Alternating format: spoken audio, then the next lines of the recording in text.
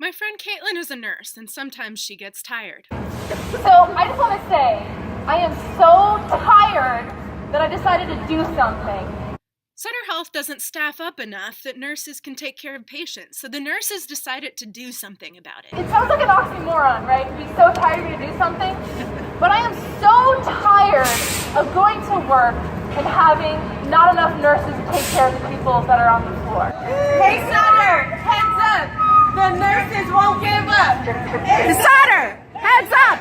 The nurses won't give up! Hey, Sutter, heads up! The nurses won't give up! And why is it that the nurses won't give up? I'm so tired of having 3 really, really sick patients, watching 2 of them get sicker as I take care of the other one, because there's no one else to take care of the other 2. Oh, hey, hey! Ho, ho! Unsafe staffing's got to go! Hey, hey! Ho, ho! Unsafe staffing's got to go! The unsafe staffing has resulted in patient falls and preventable infections. I'm so tired of not having urinals on the weekend. Which means that if a patient is too weak to get out of their bed to pee, the nurse has to help them hobble over to the bathroom because the nurse can't get the frickin' pee bottle when she needs it. I'm so tired of going to management, telling them these things, then saying they're going to do something, and then nothing is done. Nurses are told they can't afford to staff up, despite the Sutter Health website saying they have $893 million in income after paying expenses. We sent ADOs. How many ADOs did we send to management to tell them how tired we were? Hundreds! ADO stands for Assignment Despite Objection. It's a piece of paperwork that nurses are supposed to fill out every time they feel working conditions are unsafe for them or patients. Apparently, hundreds have been ignored. Why? How? How do people get away with this?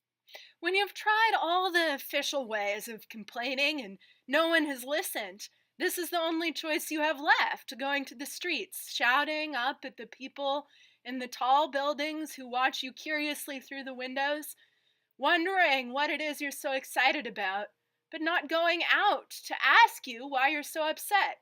Why is the world like this? Why do people hide up in tall buildings and the people at the bottom shout and are not heard? How many times did we take care of those patients, even without the resources or without the nurses? How many times did we do that? Every day, we took care of them. Sarah Crevens, the CEO of Sutter Health, has a blog post on LinkedIn about how she spent her first 100 days as CEO listening with purpose. In her blog post, she writes, "No one told me they deserved a bigger salary or a higher level of benefits. They didn't ask for more for themselves. They wanted really simple, wonderful things for our patients and families. For example, they wanted coffee or tea for visitors, time to give patients massages, very human things. I'm inspired by our employees' passion for serving others and grateful for their willingness to share their thoughts with me. I personally am inspired by the nurses' willingness to take to the streets to fight for their right to have pee bottles restocked so the patients aren't pissing themselves." We are the ones who are taking care of these people when those people there don't even want to look at them. Eventually, the nurses lined up outside the parking garage where they greeted the big-time donors who were on their way to attend a gala in the new hospital building, paying however many $100 a plate. They wanted the donors to know how their money was being mismanaged, how executives were being paid millions in compensation while nurses were being understaffed.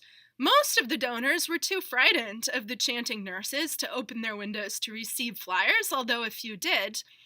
And one person in a Rolls Royce actually flipped off the protesters. After all, we did say the G word. Sutter, Sutter, you can hide! We can see your greedy side! Sutter, Sutter!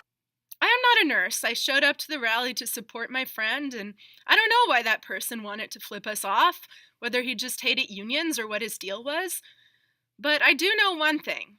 Someday, he will get sick, and when he calls for help, a nurse will not flip him off.